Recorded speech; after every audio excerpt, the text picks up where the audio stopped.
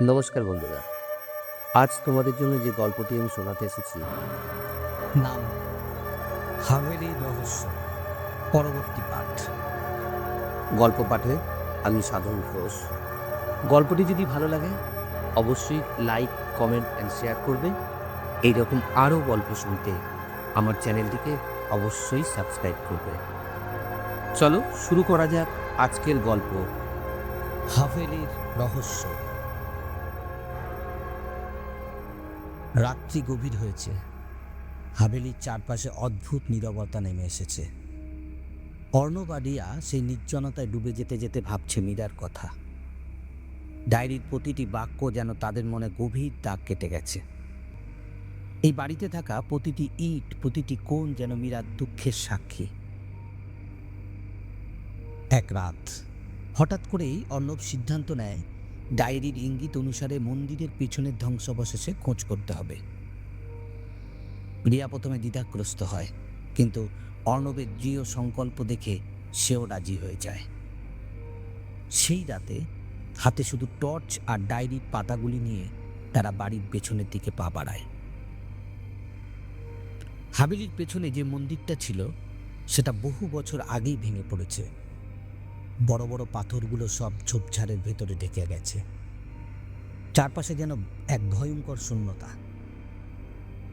তারা ধীরে ধীরে এগিয়ে যায়, আর প্রতিটি পদক্ষেপে তাদের মনে হয় যেন কেউ তাদের ওপর নজর রাখছে। হঠাৎ করে অর্ণব কুয়াশার মধ্যে এক ছায়ামূর্তি দেখতে পায়। সে রিয়ার হাত ধরে বলে, ওই দিকটা দেখো, কিছু একটা আছে। রিয়া ঘাড় ফিরিয়ে দেখে কুয়াশার মধ্যেই যেন এক নারী মূর্তি ধীরে ধীরে তাদের দিকে এগিয়ে আসছে। তার চোখে এক অদ্ভুত আলো যা তাদের দিকে চেয়ে রয়েছে। তার চোখে যেন দুঃখ আর ক্রোধের মিশ্রণ। অর্ণব কাঁপা কাঁপা গলায় বলে, তুমি মীরা, তাই তো? মূর্তিটা কিছুক্ষণ নীরব থাকে, তারপর ফিসফিস করে বলে, আমাকে শান্তি দাও, আমার প্রতিশোধ নাও, আমি শান্তি চাই। রিয়ার শরীর কেঁপে ওঠে। সে বুঝতে পারে মীরার আত্মা তাদের সাহায্য চাইছে। সে কাঁপা কাঁপা গলায় বলে, আমরা কিভাবে তোমাকে সাহায্য করতে পারি? মীরার আত্মা বলে, আমার জীবন কেড়ে নেওয়া হয়েছে, বিশ্বাসঘাতকতার আগুনে আমি পুড়ে মরে গেছি। আমার প্রতিশোধ চাই, আমার ন্যায় চাই। অর্ণব আর রিয়া একে অপরের দিকে তাকায়। তারা বুঝতে পারে এই আত্মা যতদিন না প্রতিশোধ পায় ততদিন তার শান্তি মিলবে না। তারা প্রতিজ্ঞা করে যে মীরার প্রতিশোধ তাদেরই পূর্ণতা করতে হবে। অর্ণব বলে, আমরা কি সেই মানুষটার সন্ধান করব যে তোমার সঙ্গে এই অন্যায় করেছিল? মীরা হালকা মাথা নাড়ে, আর তার চোখে এক ঝলক কৃতজ্ঞতার আভাস দেখা যায়। কিন্তু তারপরেই সে যেন কেমন অস্থির হয়ে ওঠে। চারপাশের হাওয়া ভারী হয়ে যায়। কুয়াশার মধ্য থেকে এক শীতল হাওয়া তাদেরকে ঘিরে ধরে। শুধু তাকে খুঁজে বের করা নয়, তোমাদের আমার শেষ কথাগুলো শুনতে হবে। আমি যা লিখে যেতে পারিনি সেই সব কথা তোমাদের বলতে হবে। এই কথা বলেই মীরার ছায়ামূর্তিটি মিলিয়ে যায়, আর তাদের সামনে শুধু ছায়ার আঁচড় পড়ে থাকে। অর্ণব আর রিয়া স্তব্ধ হয়ে যায়, কিন্তু তারা জানে তাদের এই অনুসন্ধান এখানেই শেষ নয়। পরের দিন সকালে তারা আবার সেই পুরোহিতের কাছে যায় যে তাদের আগে মীরার বিষয়ে কিছু বলেছিল। পুরোহিত তাদের দিকে হালকা মাথা নাড়ে আর বলে, তোমরা যা করতে চাও, যা জানতে চাও, তার জন্য শক্ত মন নিয়ে এসো। এই পথে শুধু অন্ধকার আর শূন্যতা। অর্ণব পুরোহিতকে মন্দিরের ধ্বংসাবশেষে দেখা মূর্তির কথা জানায়। পুরোহিত নিঃশ্বাস ফেলে বলে, ওটা মীরার আত্মা। সে এখানেই মারা গিয়েছিল, আর মৃত্যুর পরও সে এই স্থান ছেড়ে যেতে পারেনি। তার জীবনে এত কষ্ট ছিল যে সে সেই কষ্টের প্রতিধ্বনি এখনো বয়ে বেড়াচ্ছে। দিয়া জিজ্ঞেস করে, আমরা কিভাবে মীরাকে শান্তি দিতে পারি? আমাদের কি করতে হবে? পুরোহিত তাদেরকে বলেন যে মীরার সমস্ত কষ্টের মূল সেই মানুষটি যে তাকে ধোঁকা দিয়েছিল। মীরার আত্মা শান্তি পাবে যদি সেই মানুষটির অন্যায়ের শাস্তি হয়, কিন্তু তিনি আরও সতর্ক করে দেন যে এই পথে তাদের জন্য বড় বিপদ অপেক্ষা করছে। রাতের বেলা তারা আবার ডায়েরির শেষ পাতাগুলোতে চোখ বোলায়। অর্ণব অনুভব করে প্রতিটি শব্দে মীরার কষ্ট তাদের দিকে পৌঁছে যাচ্ছে। সে অনুভব করে তারাই একমাত্র আশা যারা মীরার আত্মাকে মুক্তি দিতে পারে। ডায়েরির একদম শেষ পাতায় লেখা রয়েছে, যে আমার প্রাণ নিয়েছে সে কখনো সুখী হতে পারবে না। আমার অভিশাপ তার জীবনকে অন্ধকারে ঢেকে রাখবে। এই লাইনগুলো পড়ে রিয়ার গা শিরশির করে ওঠে। সে ফিসফিস করে বলে, অর্ণব, আমরা কি সত্যি সেই পথে চলব? অর্ণব গভীর নিঃশ্বাস ফেলে বলে, হ্যাঁ, মীরার আত্মার শান্তির জন্য আমাদের এই পথেই যেতে হবে। আমাদের সত্যটা উদ্ঘাটন করতে হবে। সেই রাতে হঠাৎ করেই তাদের ঘরে অদ্ভুত সব আওয়াজ শোনা যায়। দরজা নিজে নিজেই খোলা আর বন্ধ হচ্ছে। মেঝের উপর ভারী পায়ের শব্দ, আর জানালার বাইরে একটা ছায়ামূর্তি তীক্ষ্ণ দৃষ্টিতে তাদের দিকে তাকিয়ে রয়েছে। লিয়া চিৎকার করতে গিয়ে অর্ণবের হাত চেপে ধরে। ওটা কে? অর্ণব জানলার দিকে তাকায় আর দেখতে পায় সেই একই ছায়ামূর্তি, যার মুখে বিষণ্ণতার ছাপ। সে এবার আরো পরিষ্কারভাবে শোনা যায়, আমাকে মুক্তি দাও, আমি শান্তি চাই, আমাকে শান্তি দাও। তারা দুজনেই বুঝতে পারে মীরার আত্মা আরো অস্থির হয়ে উঠেছে। যত দিন যাচ্ছে ততই তার কষ্ট তাদের চারপাশে ঘিরে ধরেছে। অর্ণব দৃঢ়ভাবে বলে, আমরা মীরার প্রতিশোধের পথেই যাব, সত্যটা সামনে আসবেই। রাতের অন্ধকারে মিরপুর হাভেলির চারপাশটা যেন আরো বেশি রহস্যময় আর শীতল হয়ে উঠেছে। চারিদিকে এক অদ্ভুত নীরবতা নেমে এসেছে। অর্ণব আর রিয়া মোমবাতি নিয়ে পুরনো মন্দিরের দিকে এগিয়ে যাচ্ছে। হাভেলির পেছনে থাকা এই মন্দিরটার বয়স তা প্রায় কয়েকশো বছর, আর তার দেয়ালে থাকা ফাটলগুলো যেন অনেক দিনের শোকের সাক্ষী। মোমবাতিগুলি একে একে মন্দিরের পাথরের মেঝেতে সাজিয়ে রেখে তারা দুজনেই বসে পড়ে। সেই মোমবাতির আলোয় তাদের মুখ এক গম্ভীর ভাব ফুটে উঠেছে। অর্ণব গভীর দৃষ্টিতে মোমবাতির শিখাগুলির দিকে চেয়ে থাকে, আর রিয়া তার পাশে বসে নিচু গলায় বলে, আমাদের সত্যিই কি মীরার আত্মার জন্য এটা করা উচিত? যদি এর ফলে কিছু বিপদ হয়? অর্ণব আস্তে করে বলে, মীরা যে কষ্ট পেয়েছে তার মুক্তির জন্য এটাই একমাত্র উপায়। আমাদের এখানে তার স্মৃতির জন্য প্রার্থনা করতে হবে, যেন সে শান্তি পেতে পারে। রিয়া মন্দিরের চারপাশে মোমবাতি সাজিয়ে ধীরে ধীরে প্রার্থনা শুরু করে। মীরা, যদি আমাদের কথায় তোমার কোনো শান্তি মেলে, তবে দয়া করে আমাদের সাড়া দাও। আমরা তোমার কষ্ট বুঝি, আর আমরা চাই তুমি শান্তি পাও। মোমবাতির শিখাগুলি আচমকা কেঁপে ওঠে। চারিদিকে যেন এক অজানা শীতলতা ছড়িয়ে পড়ে, আর অর্ণব আর রিয়া অনুভব করে যেন তাদের চারপাশে কোনো অদৃশ্য উপস্থিতি ঘুরে বেড়াচ্ছে। মীরার আত্মার বিষণ্ণতা আর কষ্ট যেন বাতাসে ভেসে বেড়াচ্ছে। হঠাৎ করেই তাদের সামনে একটি ছায়া ফুটে ওঠে। মীরার অবয়বটা যেন আরো স্পষ্ট, তার চোখে গভীর দুঃখ আর দীর্ঘশ্বাসের ছাপ। সে যেন কিছু বলতে চায়, কিন্তু শব্দগুলো যেন তার কণ্ঠে আটকে আছে। অর্ণব কাঁপা কাঁপা গলায় বলে, মীরা, আমরা জানি তোমার উপর অনেক অন্যায় হয়েছে। আমরা তোমার প্রতিশোধ নিতে এসেছি। তোমার সেই কষ্টের কথা আমাদের বলো, যাতে আমরা তোমার জন্য কিছু করতে পারি। মীরা ধীরে ধীরে এগিয়ে আসে। তার মুখে এক রহস্যময় হাসি ফুটে ওঠে।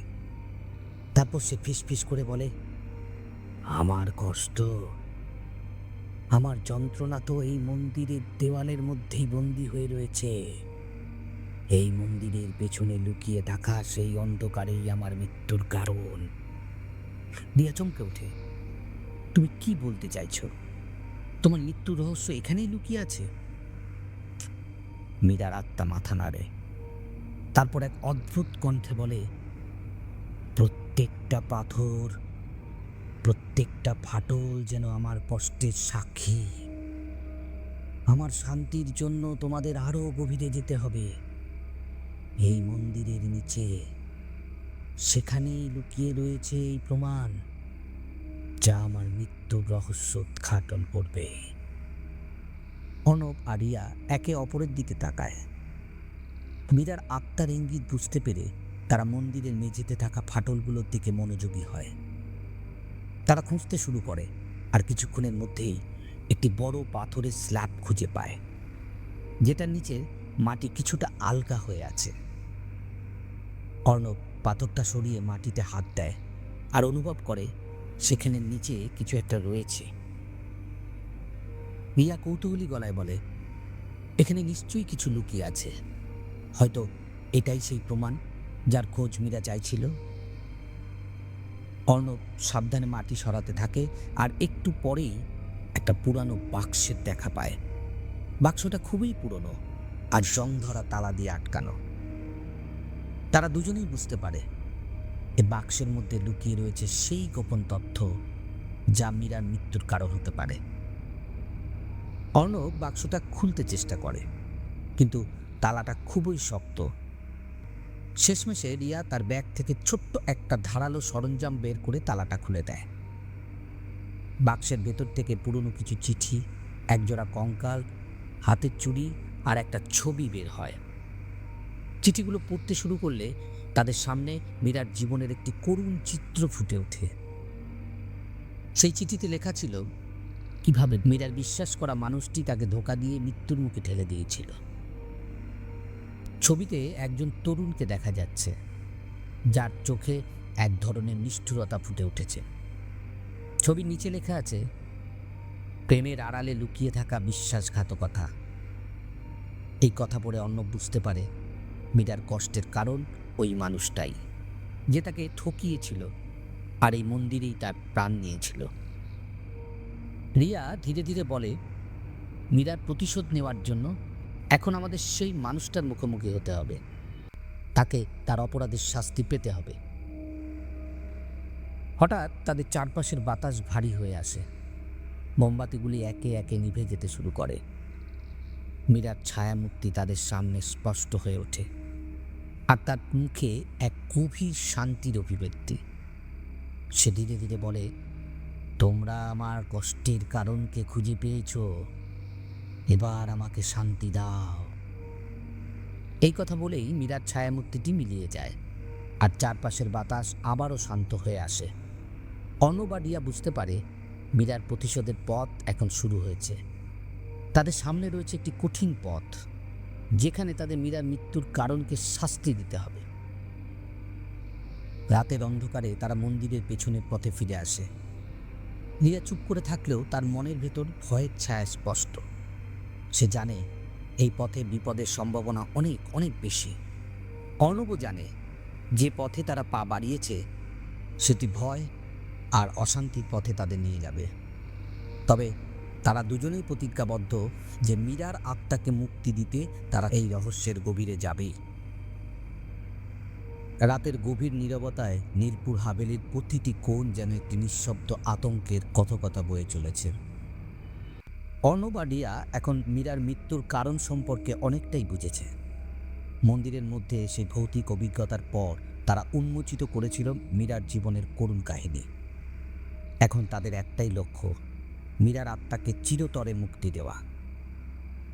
মন্দির থেকে বেরিয়ে হাভেলির পাথরের পথ ধরে হেঁটে চলেছে তারা। অন্ধকারে তাদের পায়ের শব্দ যেন নীরবতার সঙ্গে প্রতিধ্বনিত হচ্ছে।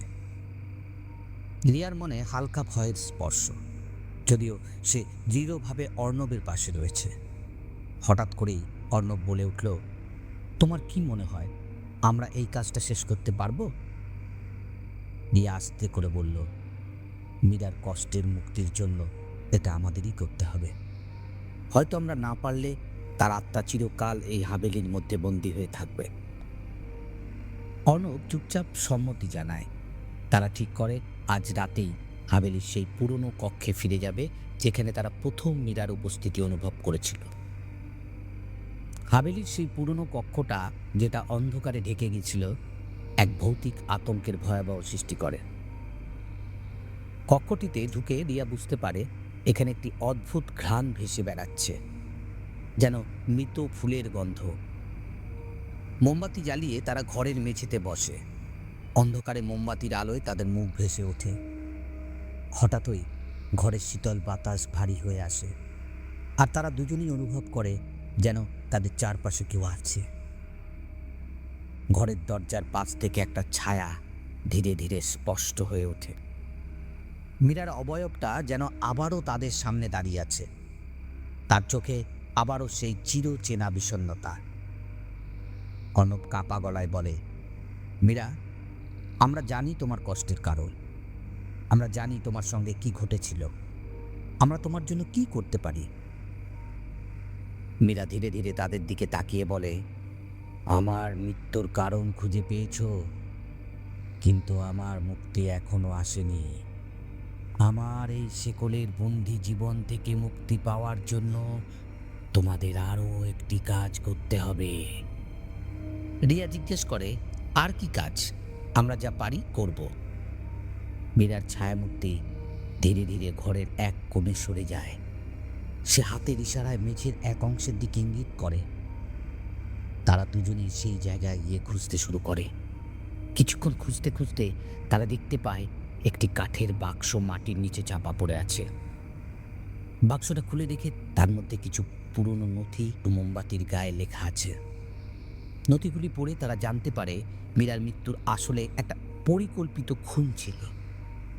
সেই মানুষ যাকে মীরা বিশ্বাস করেছিল, তার হাতেই তার মৃত্যু হয়েছিল। মীরার কণ্ঠ শুনে অর্ণব আর রিয়া চমকে ওঠে। সে ধীরে ধীরে বলে, আমার মৃত্যুর প্রতিশোধ এখনো নেওয়া হয়নি। তোমরা এই সত্যিটা প্রকাশ করো, যাতে সবাই জানতে পারে আমার সাথে কি ঘটেছে। তবেই আমি মুক্তি পাব। রিয়া আর অর্ণব মীরার কথা মেনে নেয়। তারা প্রতিজ্ঞা করে এই সত্যি সামনে এনে মীরার আত্মাকে মুক্তি দেবে। হাভেলির ভেতরে চারপাশের প্রতিটি ছায়া যেন এই প্রতিজ্ঞার সাক্ষী হয়ে থাকে। রাত ক্রমশ গভীর হয়ে আসে। মীরার ছায়ামূর্তির ধীরে ধীরে মিলিয়ে যায়।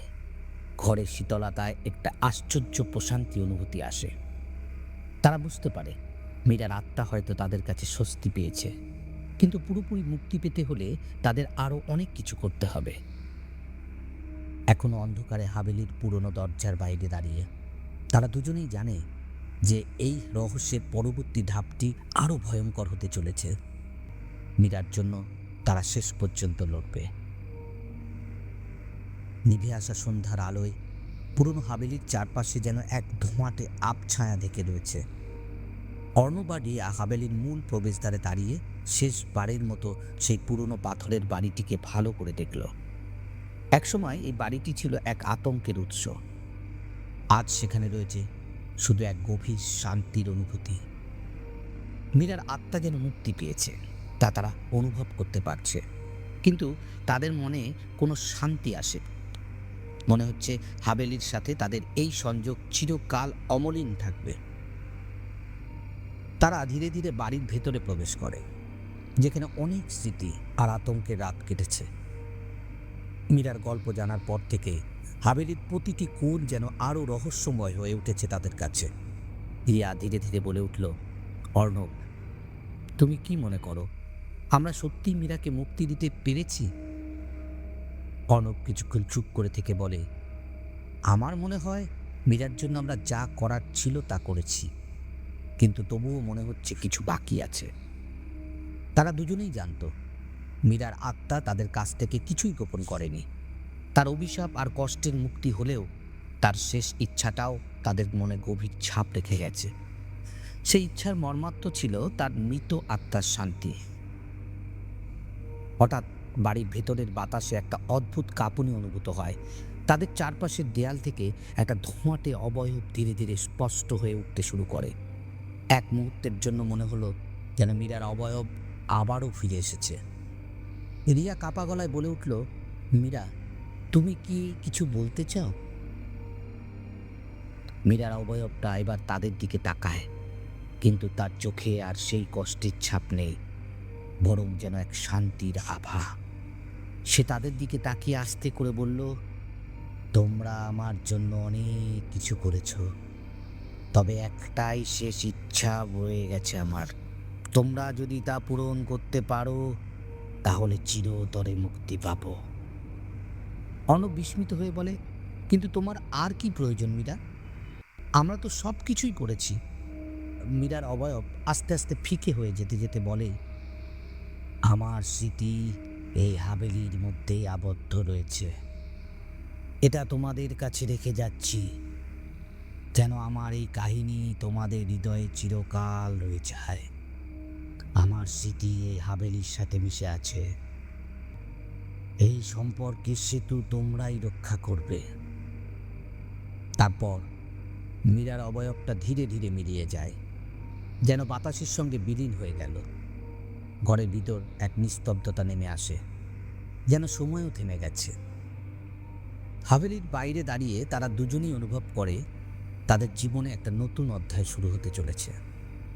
সেই পুরনো ভয় আর আতঙ্ক এখন আর নেই, বরং মীরার স্মৃতির সাথে এক অদ্ভুত সংযোগ অনুভব করে তারা।